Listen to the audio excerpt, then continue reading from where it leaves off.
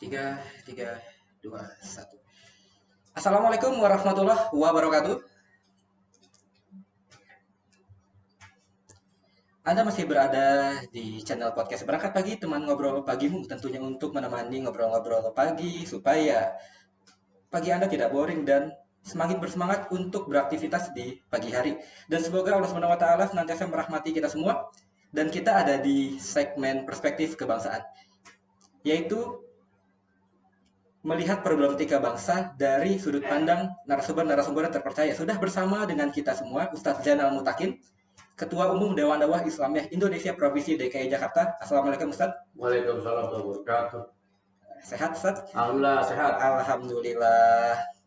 Nah, teman-teman aktivis di era 90-an, 80, 90 sampai 2000 awal pasti kenal betul dengan sosok Ustadz Zainal Mutakin, mantan pemret majalah Sabili yang sempat menggoncang ranah jurnalistik di Indonesia saat itu. Dan sekarang beliau sebagai Ketua Umum Dewan Dakwah DKI Jakarta. Melihat kita memasuki fase 2 tahun pemerintahan Jokowi Ma'ruf, di mana Bapak Jokowi sebelumnya telah menjabat 1 periode bersama Bapak Yusuf Kala. Tentunya ada banyak perbedaan dan ada banyak catatan di 2 tahun ini, tapi yang menjadi catatan penting dari 2 tahun pemerintahan Jokowi JK, kita rasakan bersama-sama adanya tebang pilih dan sebagian masyarakat merasa adanya ketidakadilan dalam penegakan hukum. Nah, bagaimana Ustadz Zainal Mutakin melihat problematika ini? Bismillah, alhamdulillah, Muhammadu. Saudara sekalian, bahwa realitas kita hari ini menunjukkan sesuatu yang sangat mengkhawatirkan. 2 tahun periode kedua Pak Jokowi sama Maruf Amin telah sampai pada titik di mana kita berada pada situasi yang sangat mengkhawatirkan. Yang pertama adalah utang kita begitu menggunung,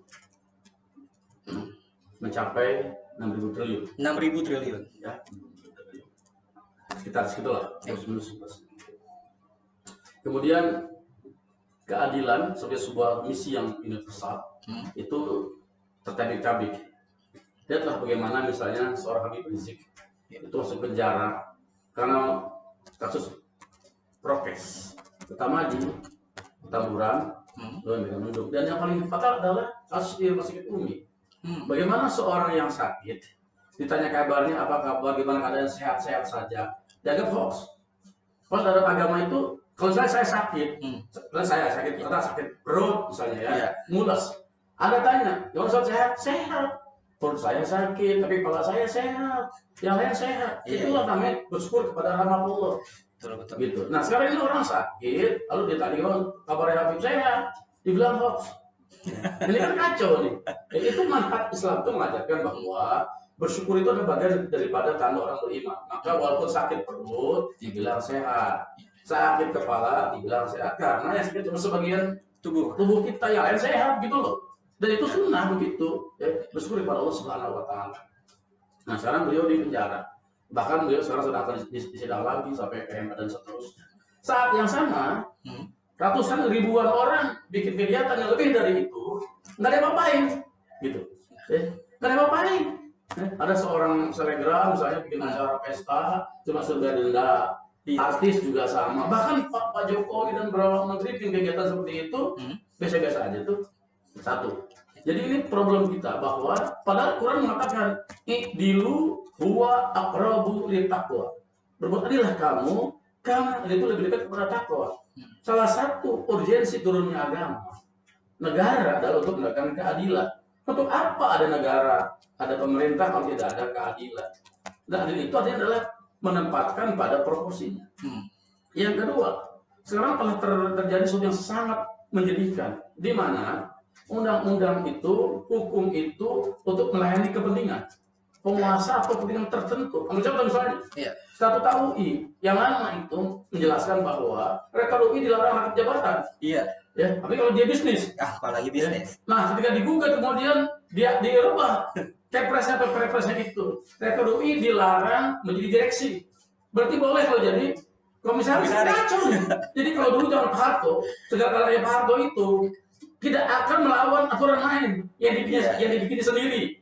Ya, misalnya begini contoh, undang-undang oleh MPR, lembaga yang tertinggi negara, ya kan, di DPR. Paling-paling dia lakukan anggota DPR itu dari fraksi ABRI, ya, atau utusan daerah yang bisa disetel oleh Pak Harto, ya. tapi melalui jalur konstitusi. Legalnya begitu, gitu loh. Bukan dirubah undang-undangnya, tapi disetel supaya anggota persusuan daerah atau ABRI itu orang yang disetujui oleh rezim. Enggak masalah. Kalau sekarang terbalik.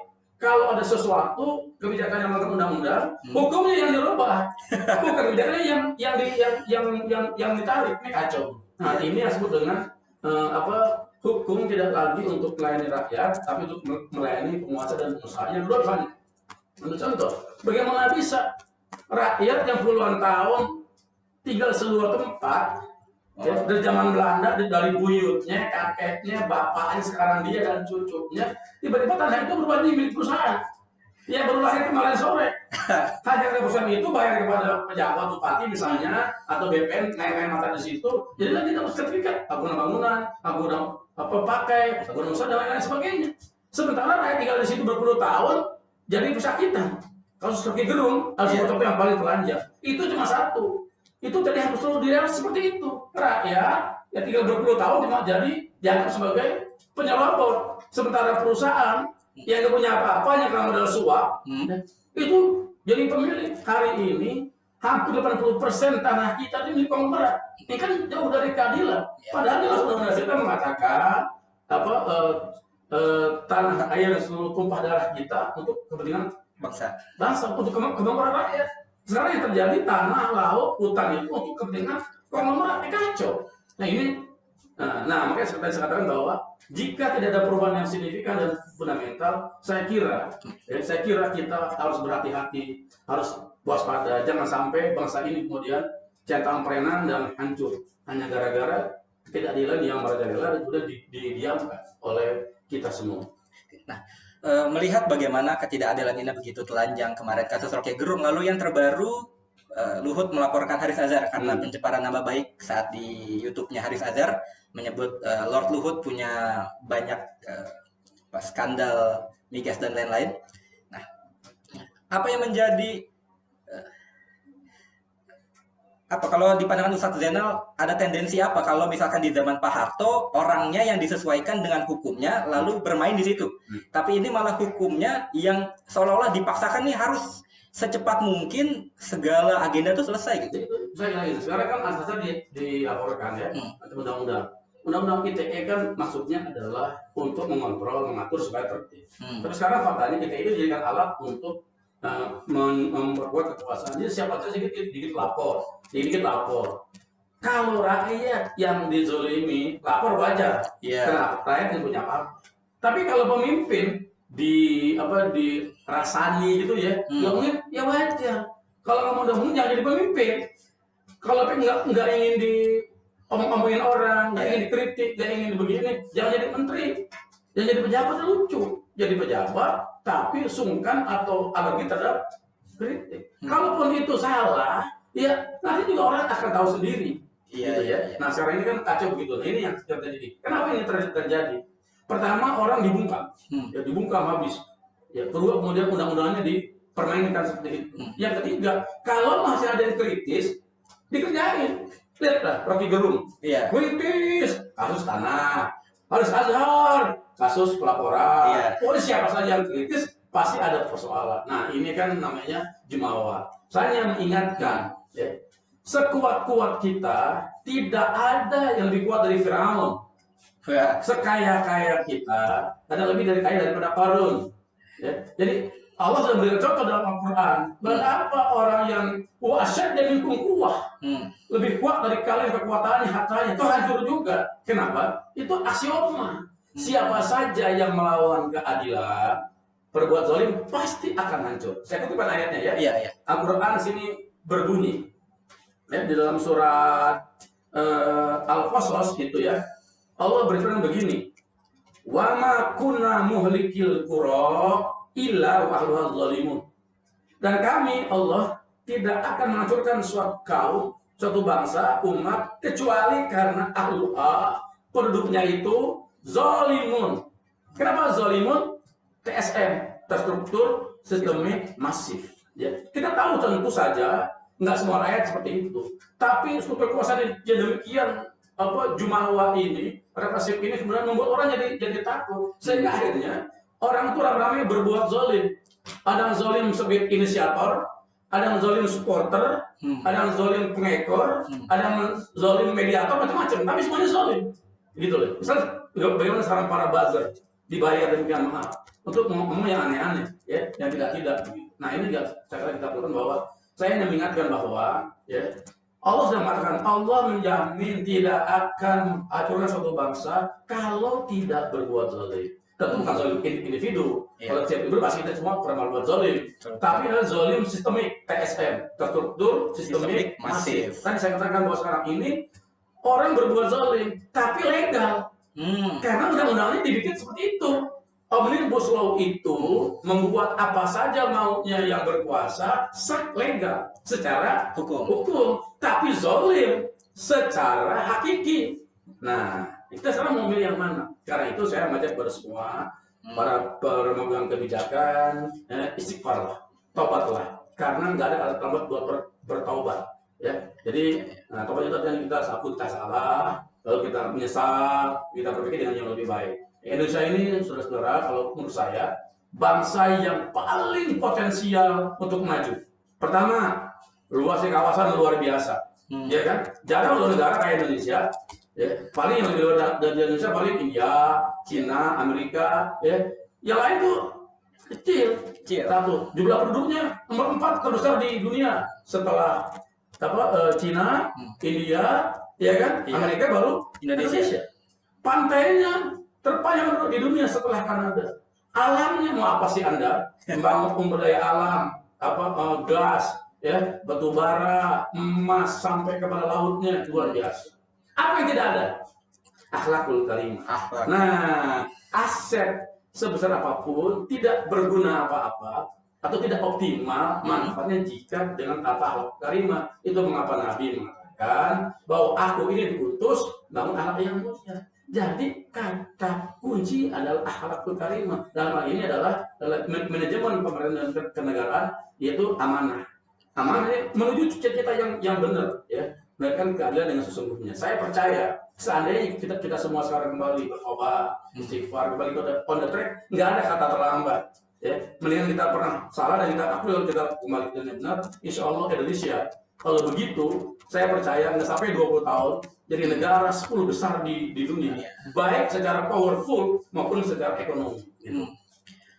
Berarti memang itu kekurangan yang mendarah daging lalu terpelihara oleh sistem sehingga pada akhirnya kezoliman itu menjadi TSM. Nah, dari mana atau Ustadz Zainal melihat potensi bangkitnya akhlakul karimah? Apakah ada potensi itu untuk kita bisa menerapkan pemerintahan atau bahkan sampai ke tataran paling bawah itu gimana? Gini, masalah itu adalah sederhana. Ya.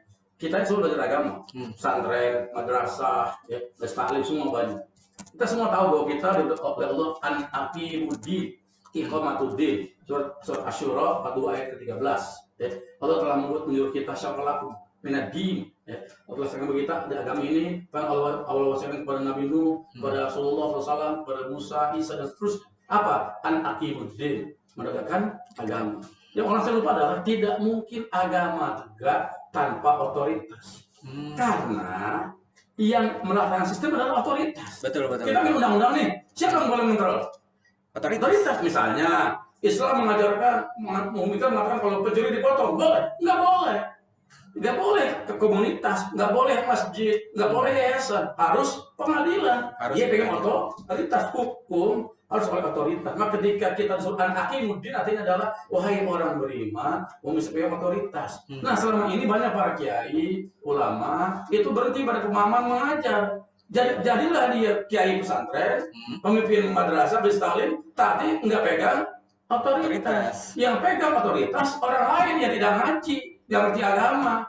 maka terjadilah kezaliman ini. Hmm. Ketika kezaliman itu merajalela, maka mereka menjadikan para orang-orang soleh ini bemper. Iya, iya. Jadikan komisaris, jadikan direksi, jadikan ketuaanmu, lalu kemudian untuk menghadapi rakyatnya kan aneh. Harusnya teman-teman di NU, di Persi, di mana saja yang belajar agama itu punya cita-cita, pegang otoritas. Itulah ini bulan Maulid ya. Iya, iya. Salah satu peristiwa yang paling penting dari sejarah Nabi adalah hijrah. Iya. Ya kan? Bahkan dikatakan sebagai dalam para pakar sejarah sebagai momen paling untuk dalam sejarah adalah hijrah. Bahkan sampai-sampai yang tidak hijrah sampai saat ini itu bisa dikatakan dia tidak beriman. Ya. Demikian hebatnya seperti itu. Kenapa hijrah? Apa esensinya? Sederhana. Hijrah itu upaya Nabi memegang otoritas. Nabi itu dimuliakan di Mekah, Al-Amin. Semua orang pasti bilang Muhammad itu Al-Amin. Bahkan Abu Jahal, Abu Lahab, Abu Sufyan itu kalau bikin kenduri itu pasti mengundang Muhammad SAW. Kenapa?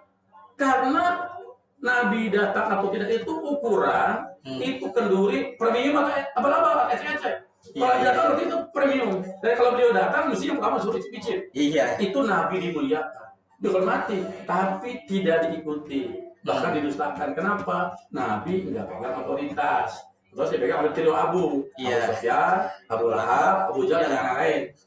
Nah, Nabi berusaha cari tempat pertama ke Harsyah, Ethiopia. Diterima oleh Raja Najasyi, tapi sistem Najasah tidak menerima. Lalu yang kedua Nabi coba cari ke Taif, tempat yang tujuh kayak puncak. Sampai sana bekas saja diterima malah disambiti sampai Nabi hampir meninggal. Pas luar biasa Nabi bersembunyi atau masuk ke kebun Mutam bin Adi, seorang tokoh kafir.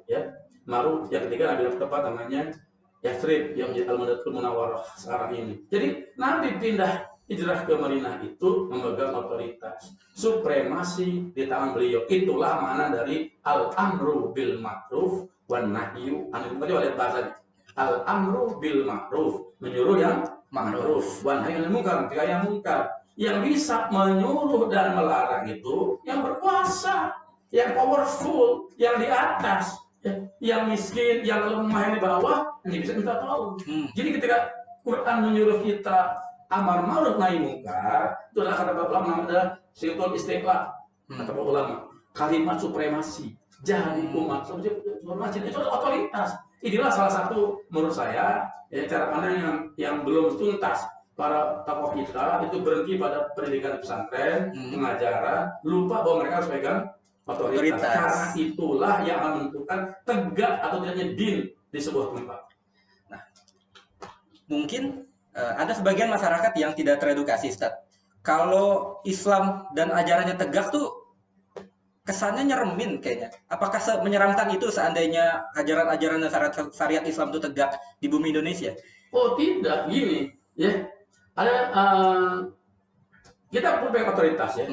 Nah, dalam Islam diajarkan, saya ingin apa gini. Dalam sistem Islam itu orang non Muslim atau orang kafir harus dipastikan hidup tentram dan damai dalam sistem Islam di bawah kekafiran. Cuma Islam yang mengatakan lakum dinukum, bahkan Nabi pernah berpesan kepada sahabat yang berperang. Kalau kamu perang, suatu tempat ini pasukan perang ya. Jangan hancurkan gereja-gereja yang sedang Yahudi. Di dalamnya orang sedang ibadah kepada Allah. Cara yang sama. Yang kedua, jangan hancurkan tanam-tanaman di sumber ekonomi yang bersangkutan. Yang ketiga, jangan racuni sumur-sumur, sumber kehidupan. Jangan bunuh anak-anak wanita. Jadi dalam perang pun Nabi mengajarkan prinsip-prinsip yang secara disebut dengan hak asasi manusia dijaga. Karena yang diperangi bukan orangnya, kelakuannya, lagunya. Kalau dia sudah berubah selesai. Maka banyak sahabat Nabi sebelum adalah musuh Nabi kan? Iya betul. Di situ ada Abu Sufyan, ada Ibrahim bin Abu Jahal, bahkan Khalid bin Walid, yang pernah saya pedang Islam itu, pedang Allah itu, Saifullah itu, semua adalah panglima orang Quraisy. Jadi Islam nggak pernah musuh orang. Nah gitu. Jadi justru hanya dalam Islam sejarah mencatat zaman Saud al-Ayyubi semua itu justru orang Muslim aman. Gitu. Nah, cuma karena ini masalah Islam Ubudiyah, usul fikri, praideologi, kita seperti itu. Ambil contoh begini. Apakah kalau seorang mencuri di potong tangan? Iya, jika dia mencuri karena sengaja. Tapi saya ada seorang guru, Ya, misal buruh nih, Ya. buruh gajinya kecil, istrinya sakit, Ya. minjem duit ke majikan nggak dikasih, Hmm. ya, asal macam-macam. Tetangganya nggak ngasih, dia mencuri, nggak boleh dipotong, yang dipotong majikannya. Karena tidak. Itulah, bukan Umar dulu pernah, ya Umar kan terjadi, seorang mencuri disidang, ya, ditanya oleh kenapa kamu mencuri? Karena dengan saya duit. Umar ambil betul mal digantikan kepada si majikan uang dicuri, lalu mengatakan kalau besok dia mencuri lagi kamu potong tangan. Jadi tidak bisa hukum itu ditegakkan tanpa ada prakondisi. Apa prakondisinya? Nah, ini lihat ya, ini menarik nih. Al-Quran mengatakan begini, "Falyabudu robba hadzal bait alladzi at'amahum min ju' wa amanahum min khauf." Surat Al-Quraisy. Ya, maka sembahlah Rabb pemilik pemilik Allah Subhanahu wa taala. Kenapa? Karena Allah membebaskan kita dari rasa lapar dan rasa takut. Artinya Allah menjamin ekonomi kita, menjamin keamanan kita. Jadi tidak bisa hukum ditegakkan jika rakyat di tempat itu belum sejahtera, belum makmur, dan tidak aman. Siapa tugasnya milik itu? Pemerintah. Nah, sekarang terbalik justru pemerintah seringkali menjadi pejabat orang ketakutan. Ya, cara Anda bayangkan, semua orang ngeluh. Saya keliling ke mana-mana, ke kampung-kampung, supir taksi ngeluh, petani bawang ngeluh, pedagang asongan ngeluh, pegawai PHK ngeluh, ya kan? Tapi laporan keuangan para pejabat DPR naik, kan aneh. Aneh, padahal pandemi. Ya? Kalau misalnya lagi gigi ekonomi naik tuh logis. Ya. Tapi kalau lagi nyungsep, dia naik, sobor. Itu adalah question mark. Ya. Ada pertanyaan. Ini kan contoh yang paling buruk. Para pejabat, kekayaannya naik, di tengah yang sedang nyungsep. Tadi kan Umar bin Khattab. Umar pernah tidak makan minyak sawit.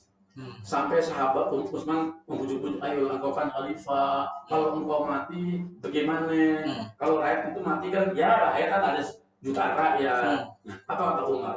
Apakah engkau mau mati menggantikanku di akhirat atas kezaliman? Mereka rakyat mati saudara aku senang-senang. Jadi Umar tidak makan minyak sawit sampai rakyatnya makan minyak sawit. Nah, kalau kita terbalik, rakyatnya silakan mati, silakan nyucap, yang penting gua dapat. Nah, ini bentuk kesewenangan yang sangat luar biasa. Sudah hukumnya zalim, tidak adil, dan serahkan tamak. Nah, kenapa sudah tamak? Itu bahasa Arab loh, Pak Hanif.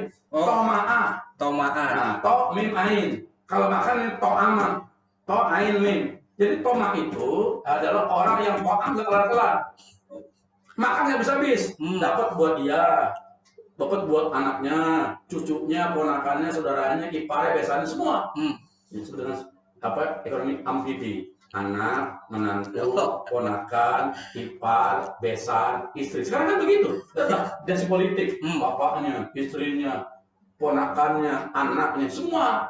Bapaknya pejabat tinggi, mantunya wali kota, anaknya wali kota. Entah apa lagi kita kagak.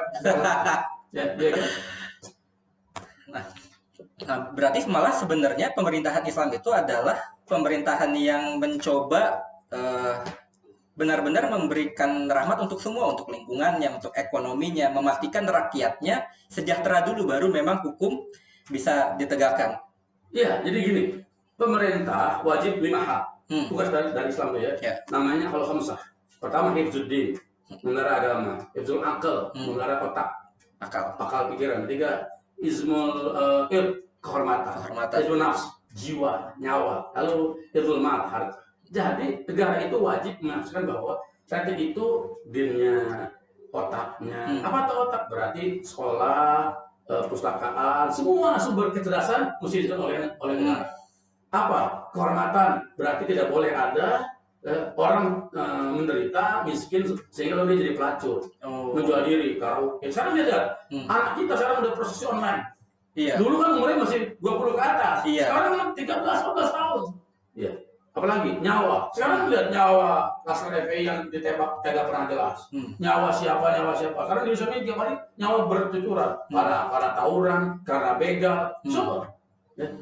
Ekonomi dan lain sebagainya. Nah, ini juga saya kira justru kalau orang itu pakai sistem Islam, dia tidak akan berani berbuat semaunya. Kenapa?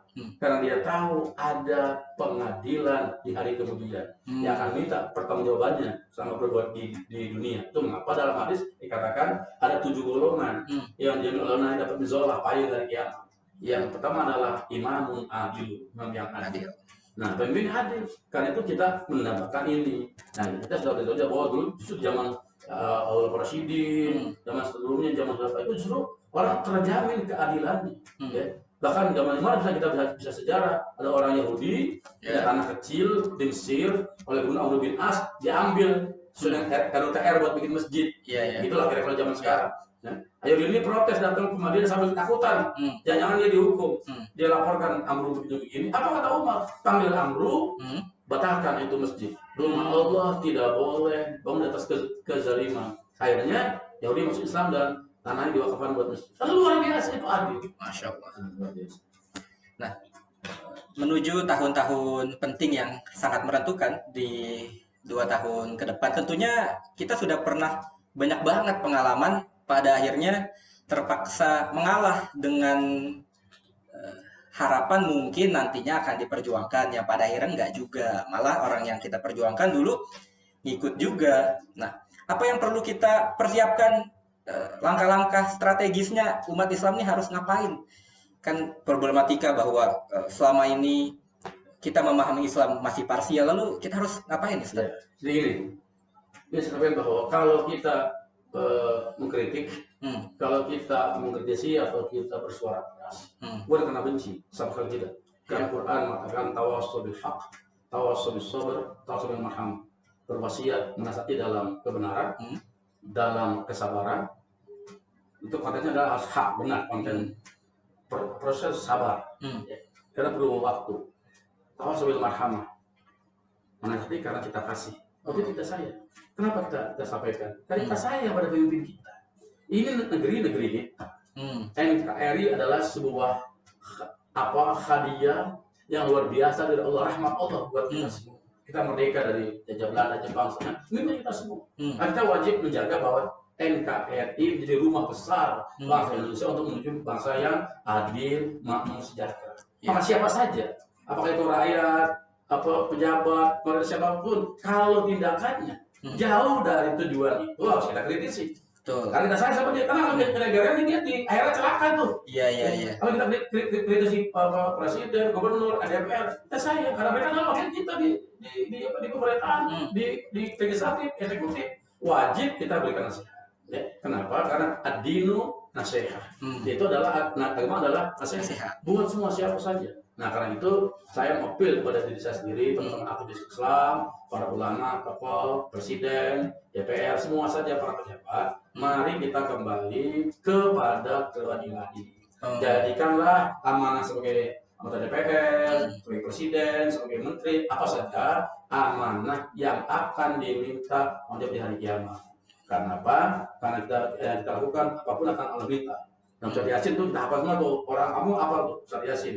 Inna nahnu nuhyil mauta wa naktubu ma qaddamu wa atharahu. Kamilah Allah yang menghidupkan dan mematikan. Ya.